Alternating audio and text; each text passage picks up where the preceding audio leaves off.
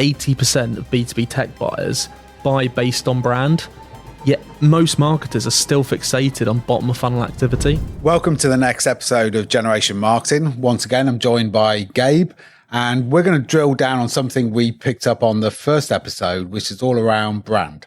Yeah, we want to talk about that particular stat that 80% of B2B tech buyers have their vendor shortlist before they even get to the buying cycle. We want to delve a bit deeper into that today. I think when you said that on the first episode, we both looked at each other and went, that's brand. Yeah. And I think brand has become this almost forgotten thing in B2B marketing. We're so eager to focus on digital marketing and generating leads and direct attribution and all the things we talked about before that we actually forget to take a step back and say, hey, we've got to build a brand first. Yeah, and I think there's so many reasons for that, and we'll probably try and get through all of them today. But some of the key ones, I think direct attribution really has killed the whole idea of brand building. I think you touched on it when you spoke to Mary in the second episode, but this ability to delve into every single tactic has given us this focus on tactics rather than overarching strategy. So we look at tactical execution, and we don't look at what is our overarching brand strategy. What do we want to be associated with? What do we want to be remembered for? It doesn't even cross marketers' minds anymore. Yeah, and it's obvious, really, isn't it? If people know you, and then you say, you're interested in this, they'll engage with you. But if you're completely unknown, it's like starting a shop on the high street. Nobody knows about you and you expect everyone to walk in. It doesn't happen like that. So building the brand, building that value, as you just said, is really, really key. So what lessons can we learn from, say, the world of B2C, the consumer marketing, where brand has and always is sort of a real key focus of those organizations? I think I've got two really good examples that are directly on paid media and an over focus on paid media channels for unknown audiences, trying to engage unknown audiences and convert them. And I think that's what all digital marketing aims to do, is grab someone and at that moment, get them somewhere, get them to do something. How often does that actually happen? And that's why we're seeing this drop off. There were two really great case studies. One of them, Adidas, famously, accidentally, I don't know how you accidentally do this, turned off all their paid search campaigning. Right. So they had absolutely no paid search campaigning across Google or Microsoft going out at all. Nothing. They'd gone from spending millions and then they accidentally stopped it. Again, I don't know how they managed it, but they did. They realised 2 months after and nothing had changed. So absolutely no impact on results. And I think the key bit there is when people go to find whatever they're buying, right? Running trainers, they search up running trainers from an SEO perspective, an organic search perspective. Adidas are still there. They might not be number one because they're not paying for that paid search slot, right? But they're going to be on the top page, and people will seek out the brands they know. Yep. Because they want to go for a brand they trust. It's the same, I think Uber recently, really great example. Uber had been spending $35 million a year just on Meta ads.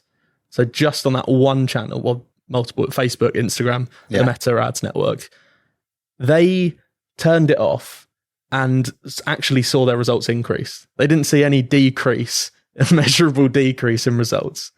Wow. So there's this ability as a brand, if you're known, it will carry you. People seek out the brands they know. And a point I want to make today is it's even more important in B2B than it is in B2C. Because when you're buying as a consumer, you're buying for yourself. You are in charge. You hold the risk yourself. You hold the buying power. You hold the repercussions. In B2B, your job is on the line. If it goes wrong, if you buy something or say that we should buy something and it goes wrong, you might lose your job, you might lose your livelihood on that one decision. So, of course, you want to opt for the brand you know and trust.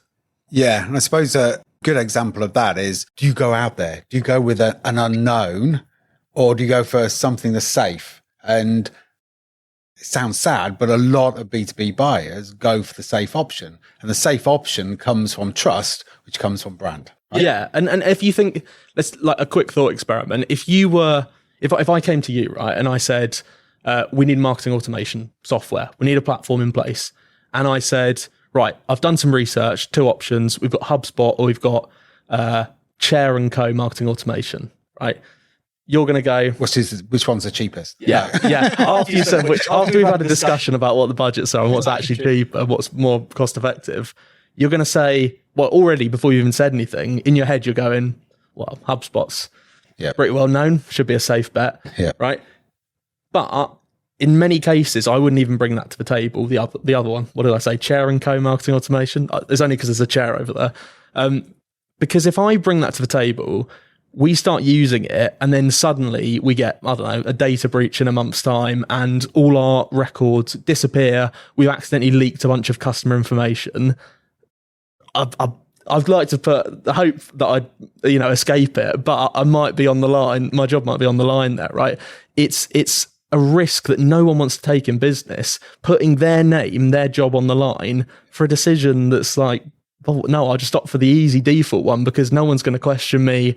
It's not going to cause any problems. So if brand is so important, and we're saying that, and we can see it, and it's quite obvious when you talk through it, why aren't people doing it? Why? Because we get organizations come to us and they tend to talk in terms of sales activation campaigns all the time. I've got this new product, I want to launch it. I've got this new proposition. You often get we've got this special offer on, we're going to take 50% off your first 6 months of subscriptions and push that out. It's all that sharp end of the sales engagement, nothing of going on the brand side. So why is that? What's changed the mindset? You're right. Every client that comes to us, they basically just give us a lead target. That's the first thing that when we ask, what are you actually trying to achieve here? Oh, what, 20 leads a month? 60 leads a week? Well, okay, no, what are you actually trying to achieve? And you break it down, you get to revenue. And so the whole focus has to be on this attributable thing. Marketing isn't allowed anymore to experiment and do things that might make the brand more famous. And I think this over obsession with direct attribution has hurt that. But also there is this misconception that brand building is a long-term investment that doesn't pay off, right? There is this sort of this view that, well, if you start building a brand, well, it's going to take, a couple of years of investment before you even see any returns. We've got to do lead gen. But actually, you do lead gen, you're focusing on this very small amount of the market. You're trying to push people when they're not even ready. What is the success rate of the lead gen, right? In terms of revenue, in terms of your actual objective, it might be better off doing brand building and getting results from, month 3 because you've already built up some trust with some people early on. You might happen to hit the 5% of the market who are ready to buy, as you would with your lead gen, but you've actually done the right thing and it's still brought you returns now. Yeah, and we've seen that with clients, but we've also seen it from sort of the market stats. LinkedIn has this chart that I use nearly in every presentation that shows the impact of a sales activation campaign and then the impact over time of a brand campaign. And the brand campaign goes up, it compounds the benefits or the return, where the sales activation type campaign is in the moment. So it only lasts for how long that campaign lasts. And when it goes, dead. So it's looking at that. And we've also seen from clients where we've insisted on doing a brand building campaign before we've gone into the sales activation campaign. The results we get are 2, 3, 4-fold increase in what we would expect on just doing a standalone campaign. Yeah, and it's obvious when we sort of lay it out and we have the data to show future clients what that looks like, right? But it's trying to justify budget for something that is risky because you can't say we're going to do this and it's going to generate this. Yeah. But with lead gen, you can predict it's probably going to get this many leads and you can do it on this channel and you're going to get this back from it. You get this many new contacts in your automation platform. That's kind of what clients want. Yeah. And actually it's so difficult for us, isn't it, to turn around and be like, no, this is what you actually need. Yeah. Stop telling me you want that. This is what you will do for you and it will return better results. Yeah. And what you've just been saying there is, it's not as long-term investment as you think it is because you start getting some results quicker. It's not 6 months, 12 months. You can do something in 2-3 months, but it's the longer tail of the benefits you get. So it goes on. And if you keep going with it, obviously it keeps going, but that brand value you build up will last a lot longer than your short-termism sort of campaign. Yeah, and the graph you referenced is originally from the long and the short of it, which I think was 2012 when it came out, which was Les Binet and Peter Field. And Peter Field has done other variations of the research since. And one of them is wear out. So you mentioned there that long-termism of that same tactic, right? So you're doing it now. With a sales activation campaign, you get up to about 30 days on brand building, but actually anything past 30 days, brand building has years of wear out, right? And that's the difference for me, is the more we do brand building and the more we compound those results, we end up with just effectively exponential results. The more mental availability you build with the right market over time, those results are still coming in, but no one remembers a sales activation campaign. After a month, it's gone. True. And brand building doesn't just have to be high level and fluffy, right? It can reference products and solutions and, as you said, category entry points. So it's not just 100% name awareness, it's name awareness and association with something that you probably have a need to. Yeah, and I think that's such a key point, and I think that's where a lot of marketers get brand building wrong, is they look at brand building as awareness. Yeah. Brand awareness and brand building are not interchangeable terms, totally different. Brand awareness is putting your brand, your logo out in front of people, right? That's it. There's nothing else. It's just getting in front of someone and making them aware of you. Brand building is doing the same, but to associate that brand and that message with a category entry point or a buying moment. So we talk about distinctive assets with our clients. They've got to have brand elements that are recognizable. And what you want to do over time is associate those with the moments when buyers would go into the market, right? So let's say we're dealing with a cybersecurity client, which we do quite often. The cybersecurity client, maybe a lucrative category entry point for them is post-breach, because we know that's a big moment where a lot of people, interestingly, a lot of people buy cybersecurity services after they've had a cyber breach because they go, probably need to do something about this after. That buying moment of, I've just had a breach, well, what do people do in that moment? Probably go to Google and they search what to do, I've just been hacked, or like what to do, I've just had a breach. Imagine as a cybersecurity services company, you own that category entry point. All you do is ahead of that to your total addressable market, you're messaging them. I don't know, I've got to think of some messaging off the top of my head here, but something like, when you've been hacked, we'll pick up the flak or something. Yeah. And at that moment, when they go to Google, you've got some physical availability that says something like, if you've just been hacked, give us a call. We'll help you resolve it. But don't do anything salesy. Just help them resolve it. And then during that process, you can say, well, look, we do offer ongoing cybersecurity services. So once we've resolved this for you as a little project, why don't you cover yourself moving forward? Yeah. And that is an opportunity to associate your brand with the right moment and get in the right place. So it's not just that mental availability ahead, but it's also physical availability. That builds your brand in the right way, it associates it with the right thing in the right moment. Yeah. So you look, thinking of cars now, look at We Buy Any Car, right? Probably less than 5% of people are selling their cars at any moment in time, but they're advertising to everybody, and you've got that. So when it comes to that point, it's them who you think about. AA is another great example, right? It's probably another case of when you break down, then you think, should have been with the AA or other motoring organizations.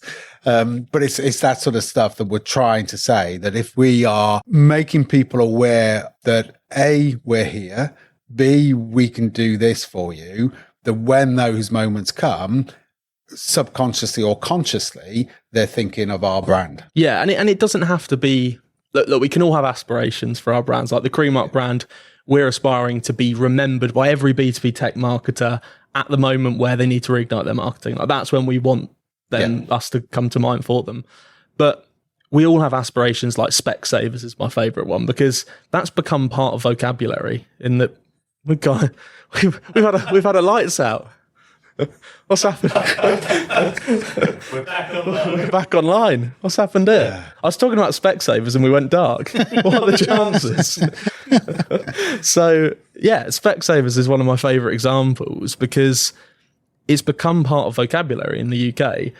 you bang into a table or something, or you stub your toe and someone says, should have gone to Specsavers, because that moment where you see something or you don't see something, that's when Specsavers comes to mind. I mean, that is the best brand building I think I've ever seen. Yeah. Yeah. I mean, there's also stuff like Google and Uber that have become verbs. Like I'm going to go and Google it. Even if you're on Bing, you're still saying I'm Googling it. Yeah. Even if you finish a night out and you're like, I need to book an Uber, there's loads of other options. There's Lyft. There's probably others I can't name, but Uber's the one that comes to mind, right? Yeah. And it has the right association, and that's what we want to aim for. Yeah. You don't have to. How many people after a night out go on Google and they're searching, taxi company here? No, you just book an Uber. Yeah. You don't. There's no. It's not about digital marketing getting there. Then they've done all the work ahead, and that's probably why that example I gave earlier. $35 million a year just on Meta ads they've saved. And they can reinvest that in other places. Yeah. Yeah. So let's go back to a point we touched on before of why is brand building so important, so critical in B2B today? There's a variety of reasons. I think one of them being larger buying committees. We spoke about that internal sell idea before, about how it would be easier for me to sell HubSpot internally than it would to sell a random thing. Yep. Right? I can't advocate for something that you haven't heard of. It's always harder to, and I don't want to risk my job for it. With those larger buying committees, the average being 6.4 people per decision, I believe the latest data from Dream Data. That effectively means you've got to get 6 and a bit people on board with a decision. It's much easier to do that if everyone knows the brand, right? If everyone's sitting around a table and going, right, we need to make this decision. What are we using? What are we going for? It's much easier for someone to go, well, look, we should just go for HubSpot. It costs the same as that one, or it costs 100 quid extra a month. Let's go for that, because everyone's heard of it, and everyone else will go, say no to that. Let's go for that. It's an easy option. It's a default. We'll go for it. It'll be safe. Nothing's going to go wrong. And I think having larger buying committees in every B2B decision now, think about anything our clients sell, managed service providers selling a managed service. We've got like some factory machinery clients, right? These are big decisions. They cost a lot of money. It's not going to be one person going, yeah, that's probably the right thing to do. Yeah. So you've got to get that awareness of a wider audience, and also you've got to get to that, I don't know to say if it's the highest or lowest common denominator of building the trust across all of those different people, all those that complete audience. Yeah, and you spoke about it in your episode, the first one, where it's really dangerous when people go, I want to speak to C-suite, and they ignore everyone else in the organization, because the other people are probably the ones who make the business case and take it to C-suite. Right, great, C-suite might have heard of you, but those other people aren't taking anything to them because they've never heard of you. So if you focus on, oh no, I just want to target the CTO, you've probably already failed. Yeah. Okay. So we've talked about the need to have an established brand to get into that 80% that's going into the buying cycle. We talked about having a brand that's appealing to a wider audience. So when you're brought to the table, the decision-making committee knows of you and you become that, I would say safe option, but the option that people are aware of, right? So it's easier to sell. So how do you start? We've said this is important, this is key. How do you start? It's a great question. The first step is understanding your buyers and understanding the market. You can't make any decisions on the right category entry points that you want to target or the right associations you need to make until you understand the mindset of the buyer, right? So unless you know the buyers to enough depth that you know who they are, what decisions they make, when they make those decisions, why they make those decisions, who else has an impact on those decisions, you can't make any of those. You can't make any of those decisions yourself. So to start brand building, understand your buyer. The cybersecurity example I gave earlier, we understand cybersecurity buyers. We've done it for clients before. We know that one of the the big category entry points for that market is, I've just been hacked. I've just had a breach. I need to sort this out now, moving forward. So it's kind of a post-disaster decision. So that is understanding the buyer, so we can make that decision on that's the moment that we need to focus on. That's the moment we need to target. And therefore, everything falls from there. So what advertising and distinctive assets do we need to be doing to make sure we associate our brand with that moment? And that's a really good point as well, because we often find when we talk to clients, they love talking about themselves, right? Not in a vain way, but they love talking about their products and everything else. But the bit to remember is you are not the buyer.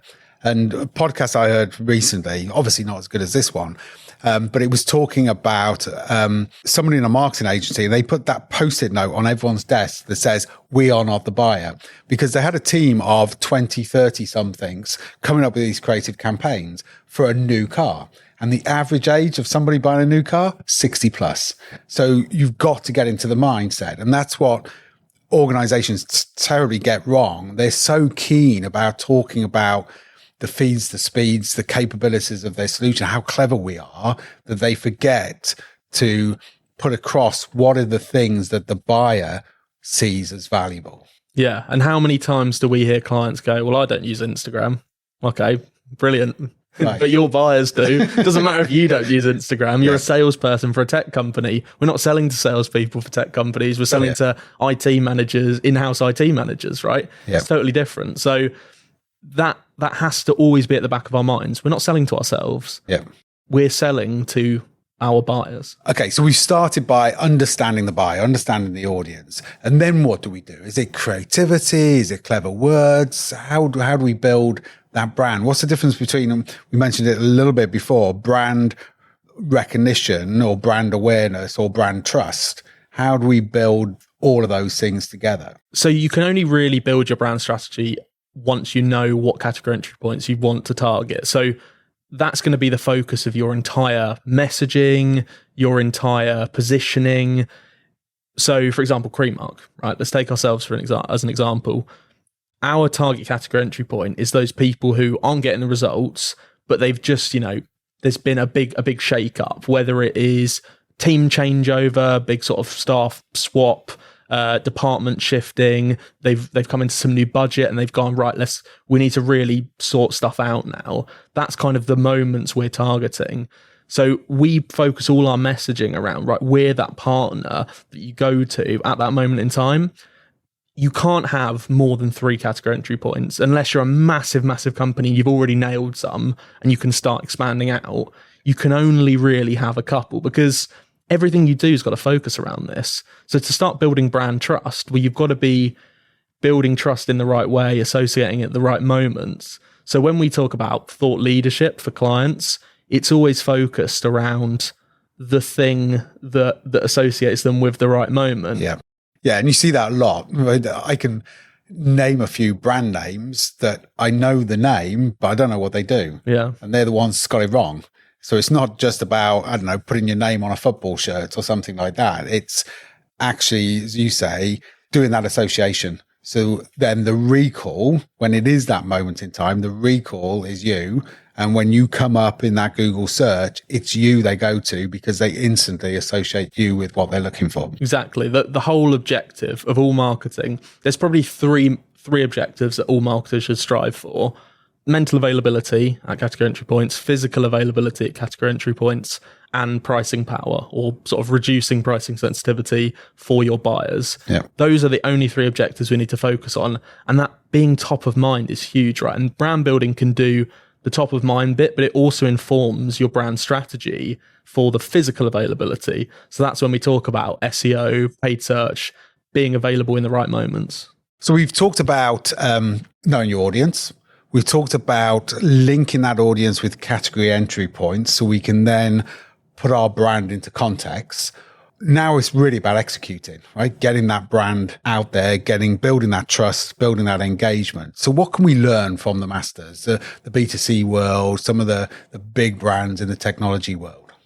There's so many great use cases for consistency, and I think that's really one of the powerful parts of execution is simply being consistent. So that can mean consistency in multiple different things.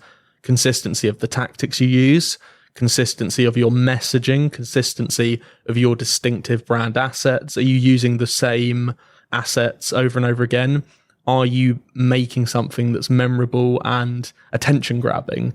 right? Consistency can be lost if you're jumping around with different tactics and making a new campaign every month. And that's unfortunately where a lot of B2B marketers are. I was just going to say that because in the world of marketing, we love creating things new, right? Yeah. We love to change things. It's like, I get bored with something once I've done it. It's like, move on. But time and time again, we've seen those, especially in the B2C world, those brands that are really stuck with account. Coca-Cola, Christmas advert. Same right? ad for my lifetime, 25 years. Same ad, yeah. And the other one that, again, I heard a podcast on was Yorkshire Tea, right? They have gone in such a solid, stable, I think it's a declining market. They've gone and taken market share. And the Kaiser Chief ad, you think of that as last year, the year before, something like 10 years old. But they ran that same ad for 3 years. Wow. It's amazing. You've got B2B marketers doing a new campaign on a monthly basis. Yeah. Yeah. And they ran the same ad for 3 years. So it's not a case of you need to do this for a long, long time to get results. What we're saying is you can get results quite quickly, but the longer you stick with it and the more, I wouldn't say repetition, because that's often seen as a negative word, but it's almost familiarity breeds loyalty and greater awareness. Is that right? Yeah.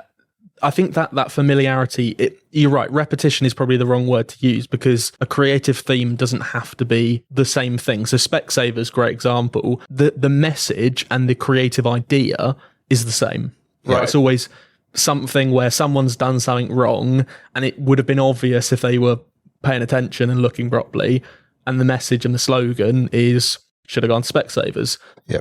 That's a different advert every time. It's a different creative idea, but based on that one overarching creative idea. Yeah. And so there is an opportunity to take one thing that's right and that's consistent and churn out things all relating and sort of pointing and directing to that overarching theme. So if I'm an IT company, I don't know, and I do data centers or servers or compute, etc., and what my category entry points is I'm looking for somebody who needs more performance, needs whatever. So if I then build my brand around performance and speed and everything else, then I'm linking the two things together. Yeah, it's probably a bad example. No, but it's a really good point, because if you're focusing then on speed and performance, you could do different athletes. Like that could be, you could be working with different influencers in the athletics and sports and gym space. Yeah. Right. And it's all about speed and performance.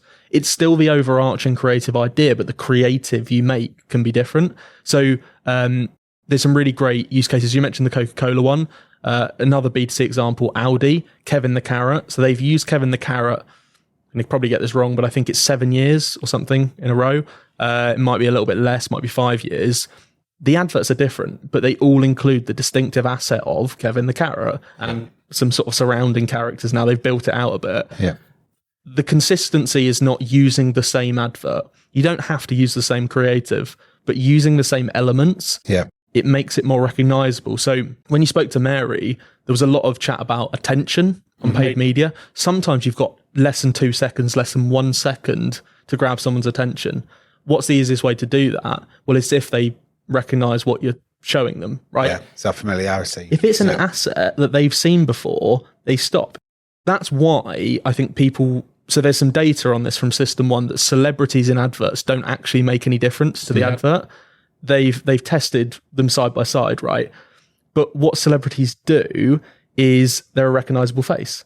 Yeah. So, or maybe a brand association, you want to be associated, like I mentioned, the athletes for speed and performance. But that moment of, I know what that is, stops someone. A distinctive asset could do the same.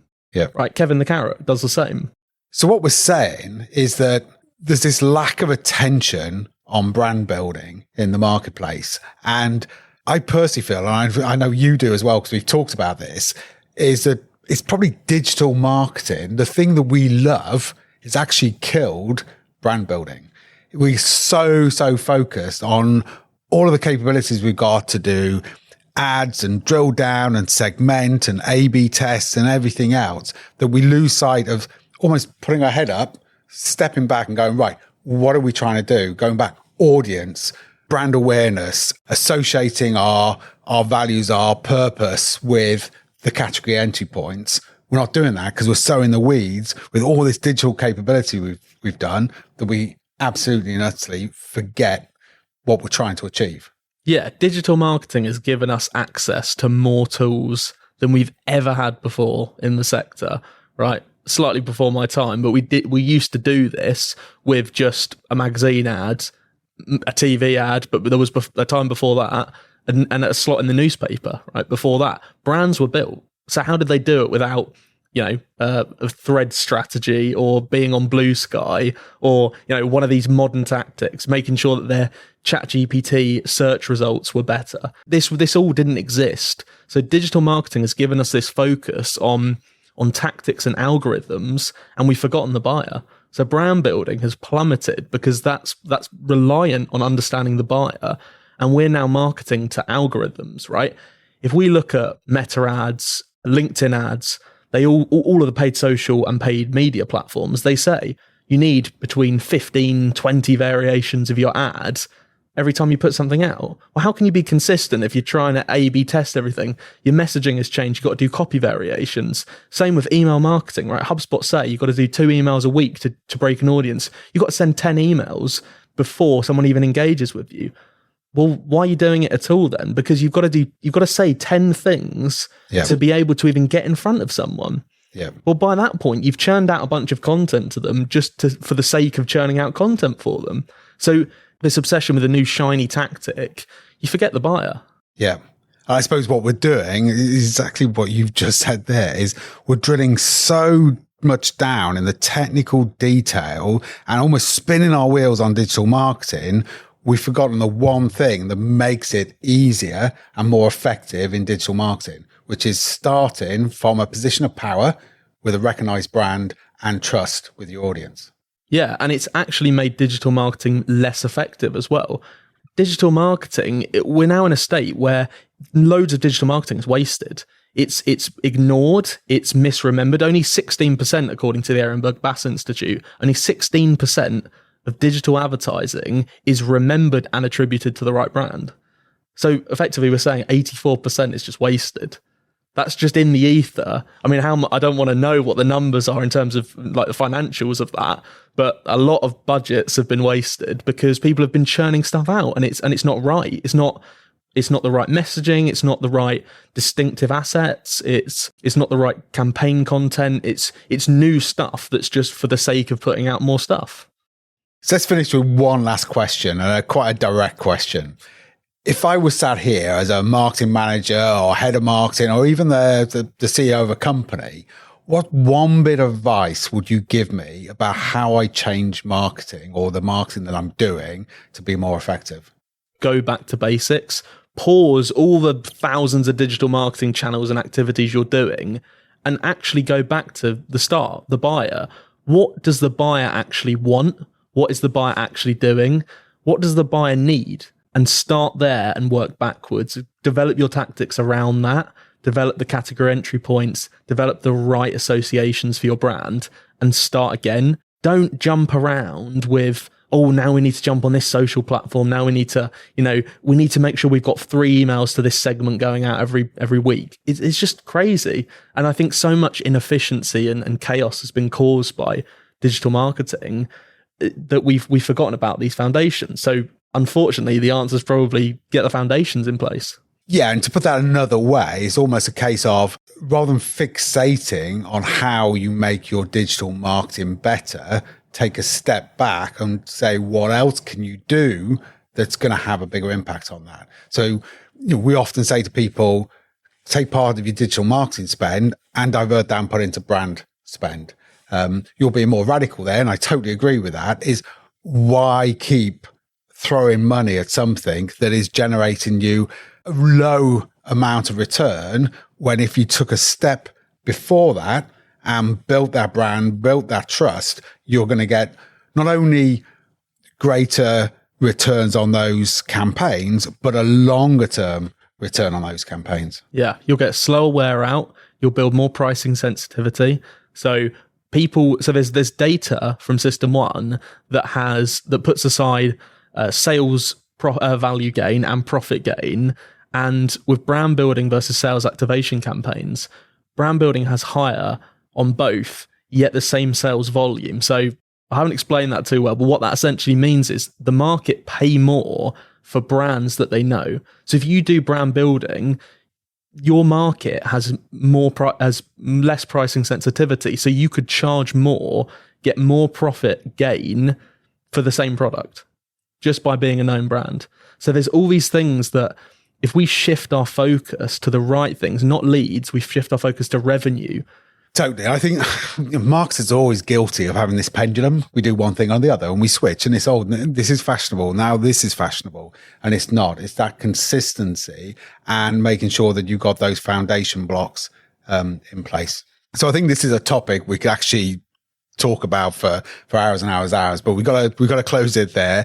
I'm sure there's a few more podcasts in there that we can go back and revisit. So thank you for joining us today. And I'm sure you're going to be back very, very soon. And for anybody who's listening, looking for inspiration, any questions you've got, any topics you'd love for us to cover on this podcast, then please either comment against the podcast or send us an email at podcast@cremarc.com.